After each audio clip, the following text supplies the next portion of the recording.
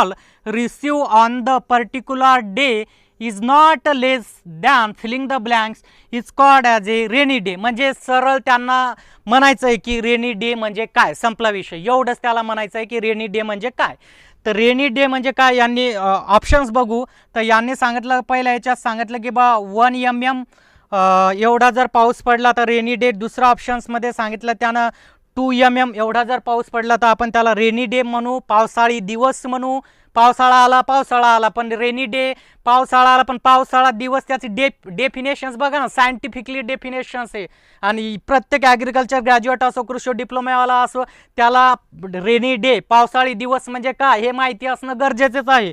त्याच्यानंतर 2 mm, त्याच्यानंतर option C मध्ये दिलं 1.5 mm आणि ऑप्शन डी मध्ये दिलं 2.5 mm. तर तुमचं उत्तर काय आहे, तर याचं उत्तर आहे 2.5 mm. याचं उत्तर किती आहे मित्रांनो, 2.5 mm. लक्षात घ्या, पावसाळी दिवस म्हणजे की बा 2.5 mm एवढा जर पाऊस पडत असेल तर आपण काय म्हटलंय मित्रांनो, त्याला पावसाळी दिवस असं म्हटलेलं आहे. ओके, आता एक अजून जनरल क्वेश्चन्स घेतो जे ॲग्रिकल्चरमध्ये विचारू शकतात किंवा जनरलमध्ये विचारू शकतात. क्लाउड ब्रस्ट, ढगफुटी. तुम्हाला माहिती आहे काय म्हणतो आपण, ढगफुटी. आता ढगफुटी तर बऱ्याच ठिकाणी झालेली आहे. मग ही ढगफुटी म्हणजे काय, याचे सुद्धा एक सायंटिफिक वेना आपण गेलेला पाहिजेत. आता तुम्ही म्हणसाल ढगफुटी म्हणजे एकाच दिवशी मोठ्या प्रमाणात एखाद्या ठिकाणी पाऊस पडणं भरपूर प्रमाणात, म्हणजे ढगफुटी. ही कॉमन डेफिनेशन झाली जे लोकांना वगैरे समजेल.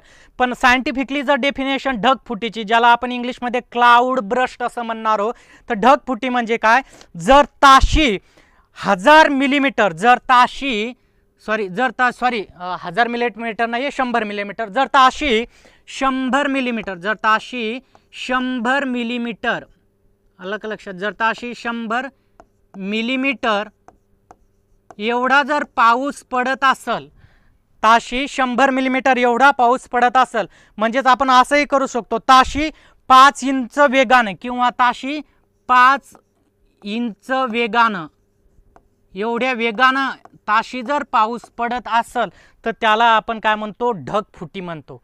आलं का लक्षात. म्हणजे बघा, ही सायंटिफिक डेफिनेशन्स आहे. ढगफुटी, क्लाउड ब्रस्ट म्हणजे काय, तर जर 100 मिलीमीटर पाऊस ताशी पडत असेल किंवा त्याला आपण 5 इंच वेगानं ताशी जर पाऊस पडत असेल तर त्याला आपण काय म्हणायचं मित्रांनो, ढगफुटी असं म्हणायचं आहे. आलं का लक्षात. हे तुम्हाला GS मध्ये सुद्धा प्रश्न राहू शकतो किंवा ॲग्रिकल्चरमध्येही राहू शकतो. नेक्स्ट आपल्याला बघायचं आहे, नेक्स्ट क्वेश्चन्स आहे बघा, कांद्यामधील सुगंध असणारे संयुग आहे, म्हणजे aroma containing compound present in the onion. म्हणजे ओनियनमध्ये जे काही कांदा आहे तर याच्यामध्ये सुगंध असणारा एक संयुग आहे.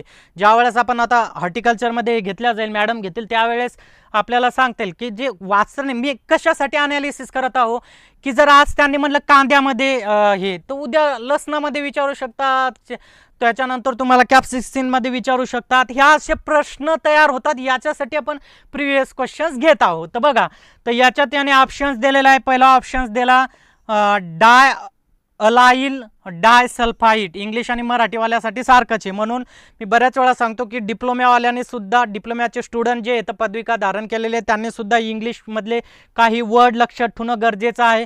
दुसरा आहे अलिल प्रोपिल डायसल्फाइड, सी त्यांनी दिलेला आहे डायमिथिल डायसल्फाइड आणि डी दिलेला आहे आयसोथायोसायनेट, असे त्यांनी ऑप्शन्स दिलेले आहेत. आलं का लक्षात. तर आपलं उत्तर काय राहील, तर याचं उत्तर राहील अलिल प्रोपाइल डायसल्फाइड. बघा, म्हणजे कन्फ्युजिंग होण्यासाठी, यार ह्याने कन्फ्यूज होणार आहेत आपल्याला, यार डायअलिल डायसल्फाइड का अलिल प्रोपिल डायसल्फाइड, 100% आपल्याला कन्फ्यूज होणारे असतात. तर ह्या असे जे क्वेश्चन्स येतात तर व्यवस्थित लक्षात ठेवायचा.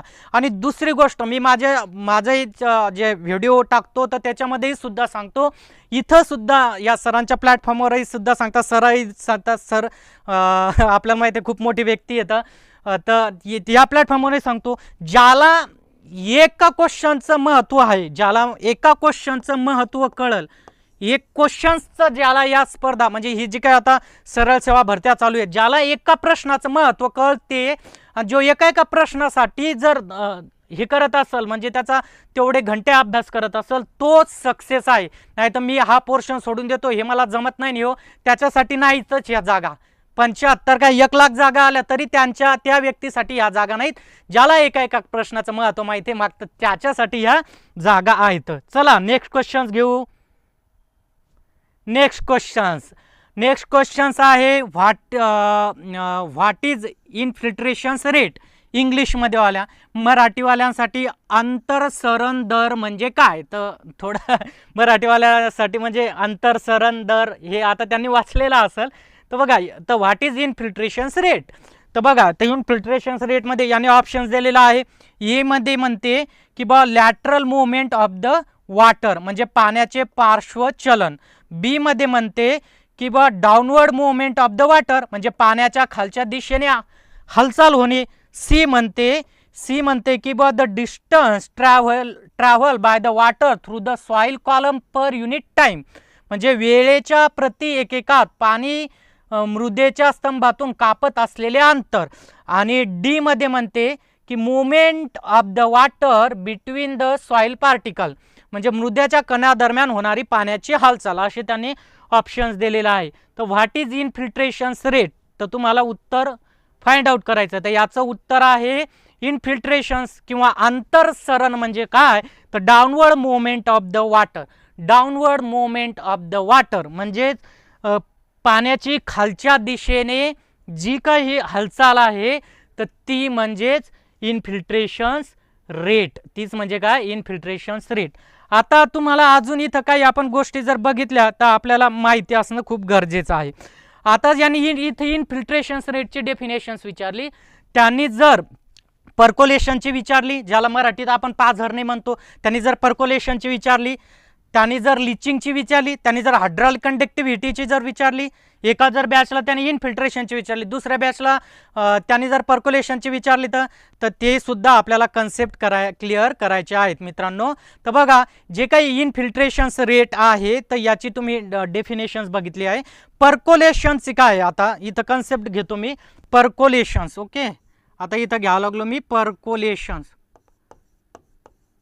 आता पर्कोलेशनची डेफिनेशन्स काय आहे, तर याच्यात एक शब्द तुम्हाला फक्त लक्षात घ्यायचा आहे.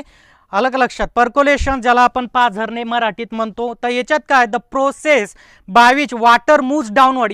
या प्रोसेसमध्ये सुद्धा वॉटर डाऊनवर्ड मध्ये जाते, खाली जात आहे. आणि इन्फिल्ट्रेशन्समध्ये ते खालच्या दिशेनेच हालचाल करत आहे आणि पर्कोलेशन्समध्ये सुद्धा ते खालच्याच दिशेने हालचाल करत आहे. बघा, the process by which the water moves downward through the soil मधूनच जात आहे ना, इकडे सुद्धा तिकडेच जाईल. म्हणजे इथपर्यंत दोन्ही डेफिनेशन सेम आहेत. आलं लक्षात, थ्रू द सॉइल इथपर्यंत दोन्ही डेफिनेशन थ्रू आहेत. इथं काय वाढलं आहे, through the soil under the gravitational force. Under the gravitational force हा शब्द खूप महत्वाचा आहे पर्कोलेशन्समध्ये. अलग लक्षात, ग्रॅव्हिटेशनल फोर्स हा जर वर्ड आला तर तुम्हाला पर्कोलेशन्स, ज्याला पाझरणे आपण म्हणतो, ज्याला काय म्हणतो, पाझरणे. अलग लक्षात, पाझरणे असं म्हणतो मराठीत. अजून काही वेगवेगळे मराठी त्याला शब्द असतील तर त्याला काय म्हणायचं आहे आपल्याला, पर्कोलेशन्स. तर याच्यात फक्त तुम्हाला ग्रॅव्हिटेशनल फोर्स हा शब्द इथं तुम्हाला लक्षात ठेवायचा आहे. कांता ग्रॅव्हिटेशनल फोर्स हा शब्द तुम्हाला लक्षात ठेवायचा आहे. त्याच्यानंतर एक हायड्रॉलिक कंडक्टिव्हिटी असते. तर याच्यात काय असते, rate of water movement through the soil. The rate of water movement through the soil म्हणजे एखाद्या सॉइलमधून म्हणजे सॉइलमधून जर त्या वॉटरची मूवमेंट थ्रू द सॉइल होत असेल तर त्याला हायड्रॉलिक कंडक्टिव्हिटी म्हणतात. एक लिचिंग सुद्धा आपल्याला माहिती असणं गरजेचं आहे. लिचिंग म्हणजे काय, तर लिचिंग म्हणजे जे काही आपलं आता शेतात पाणी साचते तर जे काही एक्सेस वॉटर असते ते रिमूव्ह होते काय, पण ते रिमूव्ह होत असताना त्याच्यासोबत सोल्युबल न्यूट्रियन सुद्धा आउट होतात त्या जमिनीमधून बाय रनऑफ किंवा कशामुळं, ड्रेंचिंगमुळं. बाय रनऑफ और ड्रेनेजमुळं काय होतात, ते निघून जातात. त्याला काय म्हणतात, लिचिंग असं म्हणतात. म्हणजे बघा, इथं आता आपण किती डेफिनेशन्स बघितल्या. यांनी तर इन्फिल्ट्रेशन्स रेट विचारली होती रे बा, पण आपण पर्कोलेशन्समध्ये पर्कोलेशनची सुद्धा घेतली. अलग लक्षात. आपण काय केलं, पर्क्युलेशनची सुद्धा घेतली. आपण काय केलं त्याच्यानंतर हायड्रॉलिक कंडक्टिव्हिटीची सुद्धा घेतलेली आहे. अलग लक्षात. त्याच्यानंतर लिचिंगचे सुद्धा तुम्हाला सांगितलेली आहे. लिचिंगचे सुद्धा सांगितलेली आहे. म्हणजे इथं काय झाले तुम्हाला बघा, कारण हा प्रश्न असा विचारू शकतो ना, इथं विचारलेला आहे. मग का नाही तुम्हाला हे, आणि हे कन्सेप्ट येतं. तुम्ही हे पाठांतर करून किंवा हे करून हे होणार नाहीत, 100% कन्फ्यूज होतात. पण जर कन्सेप्ट जर लक्षात ठेवले तर आपल्याला तो काय होईल, कारण 1 मार्क महत्वाचा आहे, आपला एकही मार्क जाणार नाही. चला नेक्स्ट क्वेश्चन घेऊ आपण. नेक्स्ट हे फिलिंग द ब्लँक्स मध्ये आधार मुळं आढळतात. म्हणजे ब्रॅक्स रूट्स आर फाउंड इन, कशात आढळतात तर हे त्यांनी दिलेलं आहे. तर मेज म्हणजे मक्का माहिती आहे, व्हीट गहू माहिती आहे, बार्ली जव म्हणतात त्याला, आणि प्याडी त्याला भात म्हणतात. तर उत्तर काय, ब्रॅक्स रूट्स फाउंड होतात. तर याचं उत्तर आहे उत्तर नंबर बी ऑप्शन्स बरोबर आहे याचं, व्हीट. व्हीटमध्ये काय असतात, जे काही आधारमुळं, मराठीत काय म्हणून त्याला आधारमुळं असतात. मेजमध्ये सुद्धा असतात पण त्याला आधारमुळं म्हणत नाहीत. मेज असेल, ज्वार असेल तर ते तुम्ही बघितलं असेल तर त्याला असे मुळं असतात, that is called as a adventitious root म्हणतात कधी कधी, किंवा प्रॉप रूट त्याला म्हटले जाते. तर अलग लक्षात. तर असं आपल्याला बघा किती साधा प्रश्न आहे, विचारलेला जाऊ शकतो आपल्याला, पण कन्फ्यूज होण्यासारखं आहे ना, अलग लक्षात. त्याच्यामुळं हे साध्या ज्यावेळेस आपण रीडिंग करू किंवा आपण क्लास घेऊ त्यावेळेस या सगळ्या गोष्टीचा आपण याच्यात लक्ष घेऊ. ओके, लक्षात ठेवू सगळ्या गोष्टी. नेक्स्ट आहे कोणत्या which soil has the lower infiltration rate. आता डेफिनेशन्स पाहिली आपण. इनफिल्ट्रेशन रेटचं जर तुम्हाला कन्सेप्ट कळला असेल तर 100% तुम्हाला हा प्रश्न सोडवता येईल की बा कोणत्या जमिनीमध्ये इनफिल्ट्रेशन रेट कमी असते, म्हणजे कोणत्या मृदेचा अंतसरण दर कमी असतो, असं त्याचं म्हणणं आहे. तर त्यांनी पहिलं दिलेलं आहे चिकन क्ले सॉइल, आपण त्याला चिकन माती म्हणू. दुसरं दिलं आहे सँडी सॉइल, त्याला वालुकामय मृदा म्हणू. तिसरं दिलं आहे सोडिक सॉइल, त्याला सोडिक मृदा म्हणू. चौथं दिलं आहे सलाईन सॉइल, ज्याला क्षारीय मृदा म्हणू. तर याचं राईट ऑप्शन्स काय असेल मित्रांनो, तर राईट ऑप्शन्स आहे क्ले सॉइल. म्हणजे ऑप्शन्स नंबर ए हा राईट ऑप्शन्स आहे. क्ले सॉइलमध्ये काय असते, इनफिल्ट्रेशन रेट हा कमी असतो. अलग लक्षात. क्ले सॉइलमध्ये काय असतो, इनफिल्ट्रेशन रेट कमी असतो. ज्यावेळेस सॉइल घेतील त्यावेळेस तुम्हाला हे सगळ्या गोष्टीचे कन्सेप्ट क्लिअर केल्या जातील. ओके, नेक्स्ट आहे की बा what is the demand of the common salt. हा इकॉनॉमिकचा क्वेश्चन आहे. What is the demand of the common salt म्हणजे मिठाची मागणी काय असते, असा हा प्रश्न आहे इकॉनॉमिकचा. त्यांनी पहिलं दिलं आहे परफेक्टली इलास्टिक म्हणजे पूर्णपणे लवचिक. दुसरा म्हणजे बी दिलेला आहे परफेक्टली इन इलास्टिक म्हणजे पूर्णपणे अलवचिक. तिसरा दिलेला आहे टाठर म्हणजे कसा आहे कबा इन इलास्टिक. आणि चौथा दिलेला आहे फिक्स. चौथा काय दिलेला आहे, फिक्स. असे ABCD त्यांनी दिलेला आहे. आता याच्यासाठी सुद्धा कन्सेप्टचा खूप गरज आहे. याच्यासाठी काय करायचं आहे, तुम्हाला कन्सेप्ट असणं खूप गरजेचं आहे. कारण इलास्टिक इन इलास्टिक ह्या गोष्टी जर आपल्याला समजल्याच नसतील, माहीतच नसतील तर काय करणार आहे मग तुम्ही. एक्झाम्पल किती लक्षात ठेवणार रे, अलग साल्ट इन इलास्टिक असं करणार का. कन्सेप्ट क्लिअर करून घ्या ना. कन्सेप्ट जर क्लिअर असेल त्यांना हजारो एक्झाम्पल द्या ना, तुम्ही तिथं क्वेश्चन सॉल्व करसा. मग कन्सेप्ट काय सर, कन्सेप्ट सोपा आहे. अलग लक्षात. इन इलास्टिक अलग लक्षात. इन इलास्टिक ज्या डिमांड्स असतात त्या अशा डिमांड्स असतात की त्याच्या रिमेन्स कॉन्स्टंट असतात, त्याची जर प्राईस सुद्धा चेंज झाली. म्हणजे जर मार्केटमध्ये मिठाचे भाव वाढले तर तुम्ही मीठ खाणं बंद करणार का, नाही. म्हणून ज्या इन इलास्टिक डिमांड असतात, अलग लक्षात, इन इलास्टिक डिमांड ह्या मोस्टली कशा असतात, जे काही इसेन्शियल प्रॉडक्ट्स आहेत त्यांच्यासाठी असतात. कशासाठी, इसेन्शियल प्रॉडक्ट आहेत त्यांच्यासाठी. म्हणजे काही गोष्टी अशा आहेत ज्यांचे भाव सुद्धा मार्केटमध्ये वाढले, अलग लक्षात, मार्केटमध्ये वाढले तरी आपल्याला त्या गोष्टी खरेदी कराव्याच लागतील. कारण काय, जीवन जगण्यासाठी ते लागतील. फॉर एक्झाम्पल, मग आता तुम्ही सांगा मला कोणकोणते एक्झाम्पल आहे. आता इथं यांनी साल्ट विचारलं, एका बॅचला साल्ट विचारल, दुसऱ्या बॅचला तो अजून शुगर विचारल, तिसऱ्या बॅचला मिल्क विचारू शकते किंवा ऑइल विचारू शकते. अलग लक्षात. तुम्ही म्हणसाल सर मिल्क का नाही, आम्ही काळाही चहा पिऊ शकतो. ठीक आहे, पिऊ शकता, बट ती गरज आहे.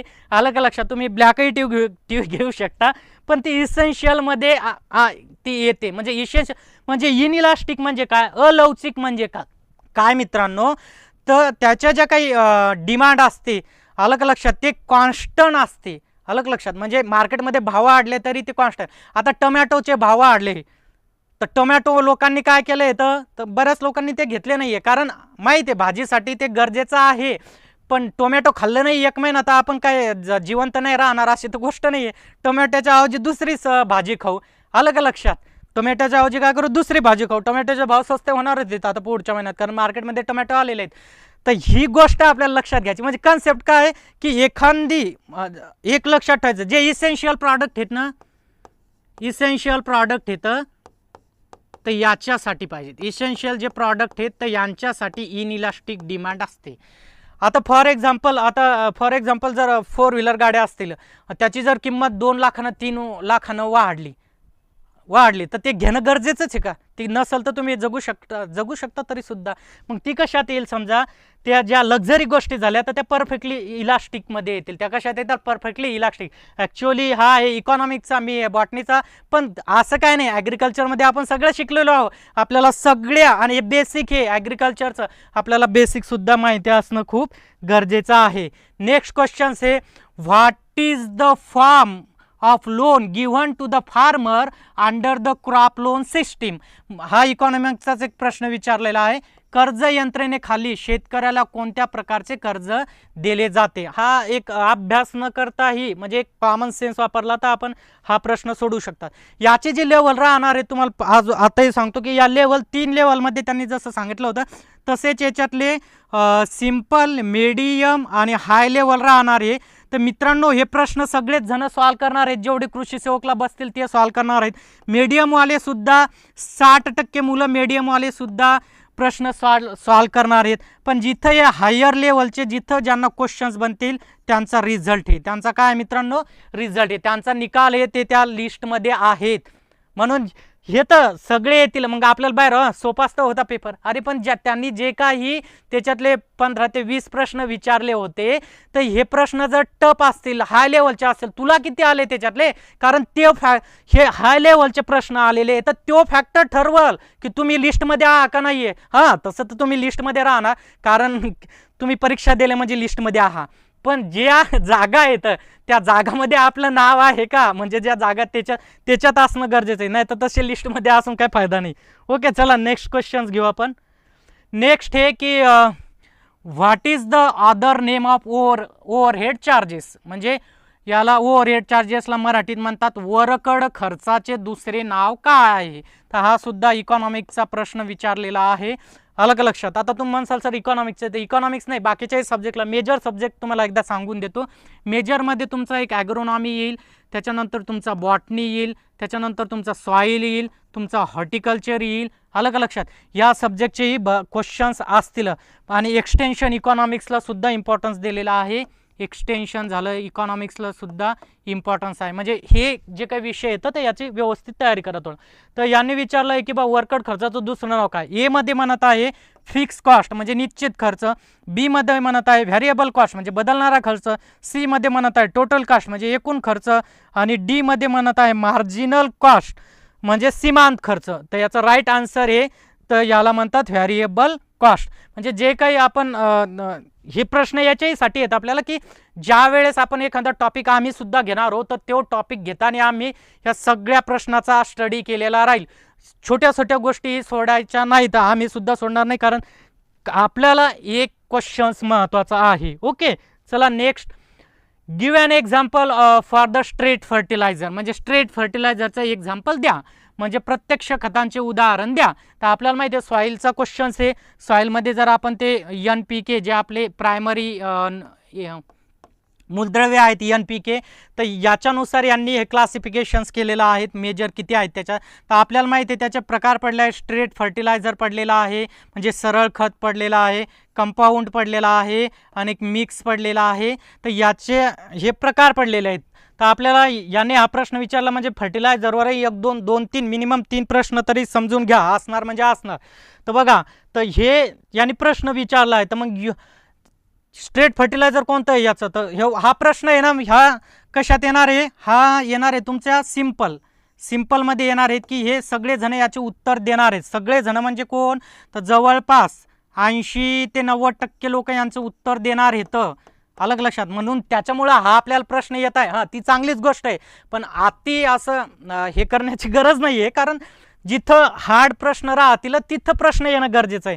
तर आपल्याला माहिती आहे तुम्हाला याचं उत्तर काय आहे. तर पहिलं दिलं आहे युरिया, दुसरं दिलं आहे DAP. बघा इंग्लिश आणि मराठीचे सेम नाव आहे. तिसरं दिलं आहे MAP किंवा MOP मग आपण म्हणतो. तिसरं दिलं आहे TSP वगैरे. तर आपल्याला माहिती आहे स्ट्रेट फर्टिलायझरमध्ये कोणता आहे, युरिया आहे. चला नेक्स्ट क्वेश्चन्स घेऊया. आपल्याला आता विचारलं आहे की the field water efficiency is determined by, म्हणजे फील्ड वॉटर इफिशियन्सी ही कशानं डिटरमाइन केल्या जाते, म्हणजे शेतातील पाण्याच्या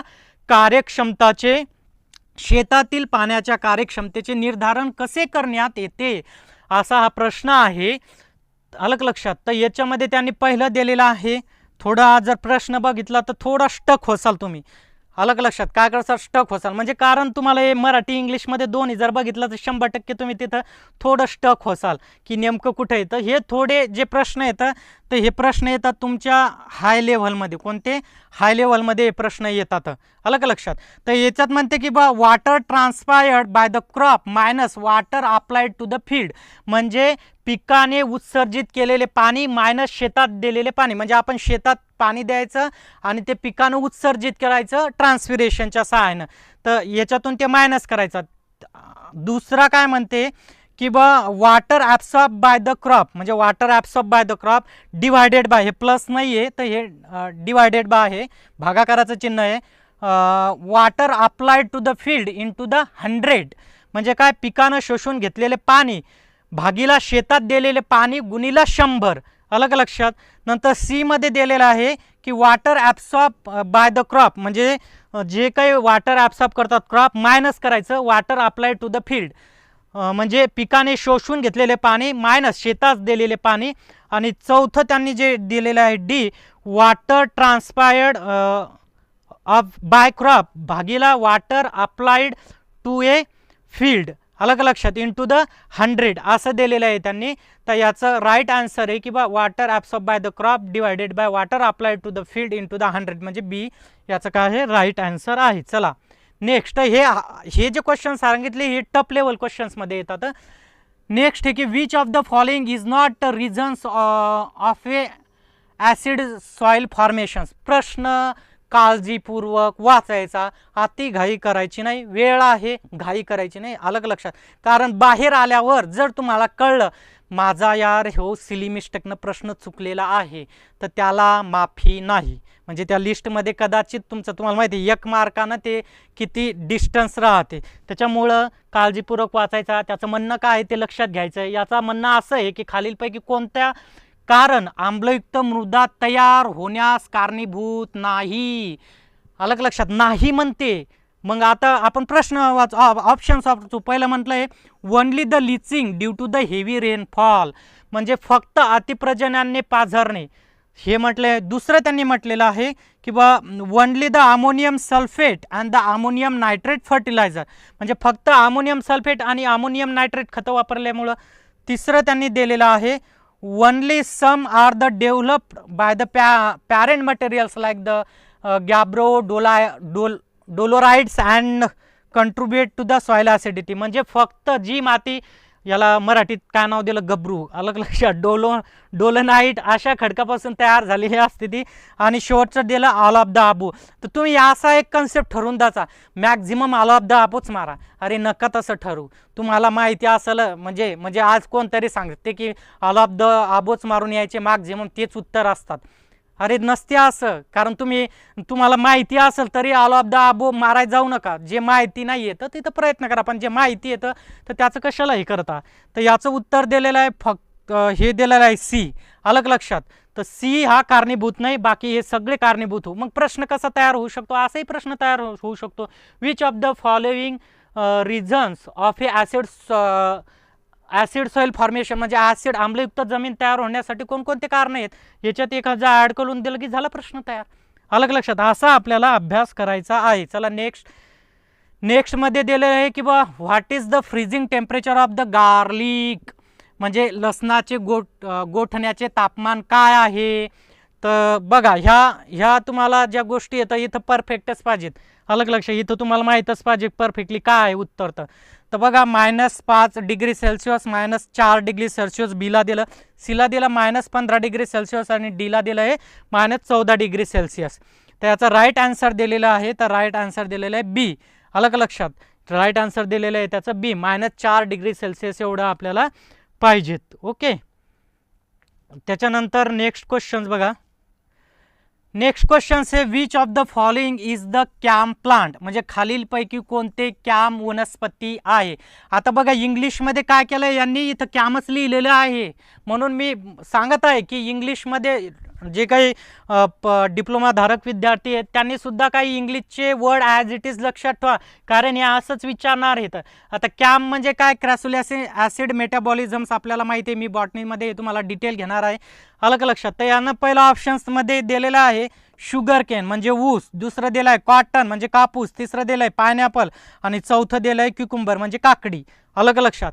तर हे कोणती वनस्पती आहे याच्यावर 100% 1-2 प्रश्न, एक तर फिक्स आहे, 2 पकडून घ्यायच्यावर C3 C4 वर 1-2 प्रश्न.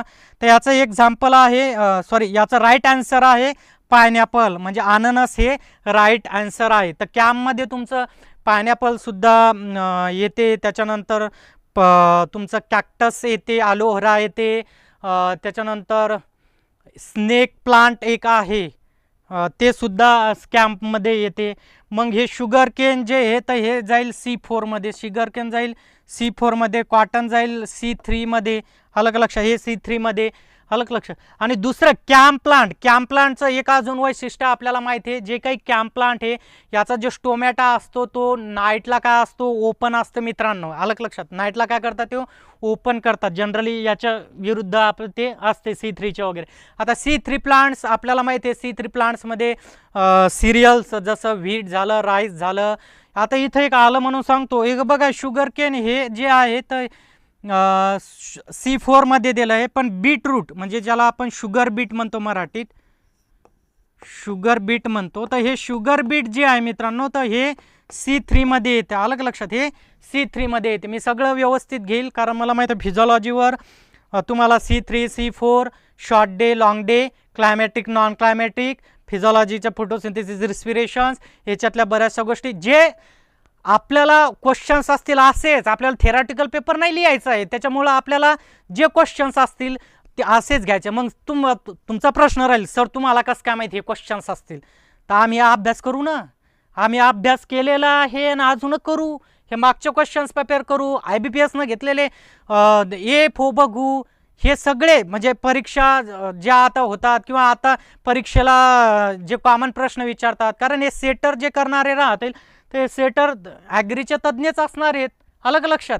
त्याच्यामुळं ह्या अभ्यास करून जे परीक्षेला विचारणार हो तेच, थेरॉटिकल लिहायचं नाही आम्हाला, आपण ऑब्जेक्टिव्हचाच टाईपचं इथं हे करणार हो मॅक्झिमम. ओके. चला नेक्स्ट प्रश्न आहे बघा. Under what name the tractor purchase with the bank loan should be register, म्हणजे बँकेचे कर्ज घेऊन खरेदी केलेल्या ट्रॅक्टरची कोणत्या नावानं नोंदणी केली जावी, म्हणजे कोणत्या नावानं नोंदणी केल्या जावी. आता ज्याच्या घरी ट्रॅक्टर आहे ते 100% याचं उत्तर मारतील, कारण त्याच्या घरी ट्रॅक्टर आहे, बँकेनं कोणत्या नावानं नोंदणी केली आहे त्यांना माहिती आहे. कारण यांनी जर बँकेकडून कर्ज घेतलं आणि ते कर्ज जर फेडलं नाही आहे तर मग ते ट्रॅक्टर तर आमच्या नावानं आहे असं होईल ना, ते ट्रॅक्टर तर घेऊन जा.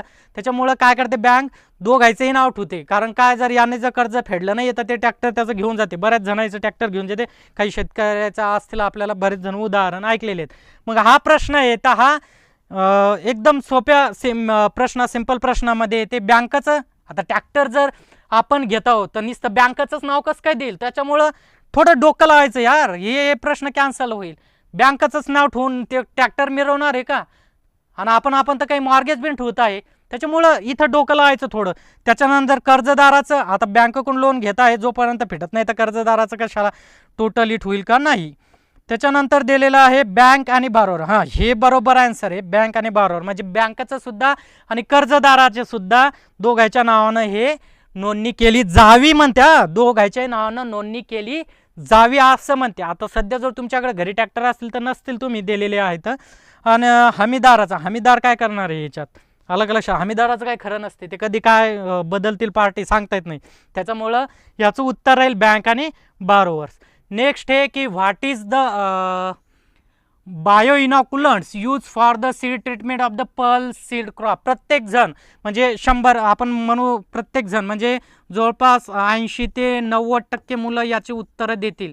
म्हणून असे प्रश्न आले म्हणजे खूप आपला अभ्यास आहे असं समजायचं नाही. आलं का लक्षात? कारण असे प्रश्न सगळ्यांना येणार आहेत. आलं. त्याच्यामुळं काय करायचं बघा की कडधान्याच्या बीज बियावर प्रक्रिया करण्यासाठी कोणते जैव संरोपण द्रव्य वापरण्यात येते. तर याच्यात हे पहिलं दिले आझोस्पेरियम नाव बघा, इंग्लिशमध्ये आणि मराठीमध्ये दोन्ही सेम आहे. रायझोबियम, इकडं सुद्धा रायझोबियम. सुडोमोनस, इकडं सुद्धा सुडोमोनस. आणि इकडं दिले क्लोस्ट्रिडियम. आलं का लक्षात? इकडं सुद्धा दिले हे. तर राईट आन्सर माहिती आहे, सांगायचं काम नाही. रायझोबियम हे. याचे वेगवेगळे 7 ग्रुप आहेत. त्या 7 ग्रुपला कोणता ग्रुप वापरायचा हे माहिती आहे. त्याच्यानंतर हे पल्सेससाठी दिले, आपल्या सिरियलसाठी तृणधान्य असतील त्याच्यासाठी कोणते वापरायचं ते आपण नेक्स्ट तुम्हाला सगळे सांगणार आहे, कारण याच्यावर 100% प्रश्न राहणार आहे. Next, from which of the following crops curcumin is extracted. म्हणजे खालीलपैकी कोणत्या पिकामधून कुरकुमिन काढले जाते. आता हेही क्वेश्चन्स म्हणजे एवढा काही टफ नाही आहे, कारण तुम्हाला माहीतच आहे. आलं का लक्षात कशात कुरकुमिन असते. तर काकडी राहील का मित्रांनो? नाही. त्याच्यानंतर ढोबळी मिरची नाही. त्याच्यानंतर हळद, हा प्रश्न राहील इथं. कोणता? हळद. कारण हळदमध्ये माहिती आहे तुम्हाला कुरकुमिन आहे. कॅशू, ॲपल नाही. इकडे फेनिल लक्षात ठेवायचे. अलग लक्षात. तर हे कुरकुमिनचं जर असेल तर टर्मरिक. म्हणजे हे 7 सिंपल प्रश्नामध्ये यावं लागले. हे प्रश्न येणं अपेक्षित आहे. मात्र असे जर प्रश्न चुकले तर आपण लिस्टच्या बाहेर जाण्याची शक्यता आहे. त्याच्यामुळं शांत दिमागानं घाई गडबड करायचं नाही. उतावळापणा असतो माहिती आहे. आपण जातो तो अभ्यास झालेला असता तर आपल्याला कंटिन्यू 3-4 प्रश्न येतात तर वाटते वा खूप सारा स्टडी आहे, यावर्षी कृषी शौक होईल. पण एकदा मग पुन्हा थोडे हार्ड क्वेश्चन्स लागतात, डाऊन होते कॉन्फिडन्स. किंवा स्टार्टिंगलाच तुम्हाला 3-4 हार्ड क्वेश्चन्स असले तिथंही कॉन्फिडन्स डाऊन होते. आलं का लक्षात? कोणत्या सगळ्यात जी कॉमन एक बॅच होईल त्याला क्वेश्चन्स सेम राहतील. म्हणजे त्या पर्टिक्युलर 10ची बॅच असेल त्याला ऑल महाराष्ट्रामध्ये सेम क्वेश्चन्स राहतील. फक्त त्याचं शफलिंग केलेलं राहील. म्हणजे एखादा 10वा प्रश्न जर यांना असेल तर तो 15वा क्वेश्चन्स दुसऱ्यांना असेल, असं शफलिंग केलेलं राहील. नेक्स्ट बघा, the available water holding capacity is maximum. म्हणजे फिलिंग द ब्लँक्समध्ये उपलब्ध असलेले पाणी धरून ठेवण्याची क्षमता जास्तीत जास्त असते. हाही क्वेश्चन्स सगळ्यांना येईल असं अपेक्षित आहे. पहिलं दिलं चिकन माती लोम, दुसरं दिलं वालुकामय व चिकन माती म्हणजे सँडी क्ले लोम, तिसरं दिलं साल्टी क्ले लोम म्हणजे चिकन माती, चौथं दिलं लोम. म्हणजे बघा लोमला मात वाळू किंवा दुम्मट माती, हे मग बघा हे शब्द मराठीमधले खूपच छान आहेत. मात वाळू दुम्मट माती. आलं का लक्षात? तर लोम, तर याचा आन्सर काय करेक्टली? तर लोम सॉईल, क्ले लोम सॉईल हे याचा आन्सर आहे. तुम्हाला माहितीच आहे. Okay. Next, what is the purpose of percolation tank. आता पर्क्युलेशन टँकला आपण पाझर तलावाचा उद्देश काय आहे हा प्रश्न आहे ना, तर हा तुम्हाला मेमरी बेस सोडवायचा आहे तुमच्या नॉलेजचा. हे प्रश्न आहेत. म्हणजे आता काय असेल बरं पाझर तलावाचा उद्देश काय असेल? म्हणजे जनरली MPSC वाला दुसरा नॉन ग्रॅज्युएटेड असेल तरी हा क्वेश्चन सोडवल. पहिला दिला आहे ग्राउंड वॉटर रिचार्ज म्हणजे भूजल पातळीचं पुनर्भरण करणे. दुसरा आहे store the run of water म्हणजे वाहून जाणारे पाणी साठवणे. तिसरा आहे ॲक्वाकल्चर. आणि चौथा दिला आहे की मायक्रो क्लायमॅट मॉडिफिकेशन्स म्हणजे सूक्ष्म हवामानात सुधारणा घडून आणणे. त्याचं सोपं उत्तर आहे की भूजल पातळीचे पुनर्भरण करणे. तर हे याचं सोपं उत्तर दिलेलं आहे. तर अशा पद्धतीनं मित्रांनो आज आपण हे प्रश्न बघितलेले आहेत. अलग लक्षात. उद्देश हा एकच आहे की हे क्वेश्चन्स घेण्यामागचा उद्देश हाच आहे की याच्यातले जे काही सिंपल प्रश्न असतील हे सगळ्यांना येतील. मीडियम क्वेश्चन्समध्ये जवळपास तिथं 40 ते 50% स्टुडंट असतील. आणि जे टफ क्वेश्चन्स आहेत तर त्यांची पोस्ट घेणारे ते टफ क्वेश्चन्समध्ये असतील. म्हणजे ती जी काही लेव्हल आहे त्या लेव्हलपर्यंत पोहोचण्यासाठी आपल्याला हे प्रश्न आता याच्यातले घेतले तर मी बऱ्याचशा गोष्टीचे तुम्हाला कन्सेप्ट. एक गोष्ट सांगतो की कन्सेप्ट जर असतील तर कन्सेप्ट असलं तर आपली हीच परीक्षा नाही, सगळ्या परीक्षेला आपल्याला ते कामात येतील. अलग लक्षात, कारण हे आपल्याला माहिती आहे नोकऱ्याचं वर्ष म्हटलेलं जाते, तर नोकऱ्याचं वर्ष आहे तर कुठं कुठं आपला नंबर लागायला पाहिजेत. तर त्याच्यामुळं आता मी सुद्धा बॉटनी असेल बाकीचे 2-3 सब्जेक्ट घेत आहे, मॅडमसुद्धा काही सब्जेक्ट घेत आहे, आणि जे विचारणार आहेत जे आपल्याला विचारणार अशा पद्धतीने आम्ही फोकस करणार आहे.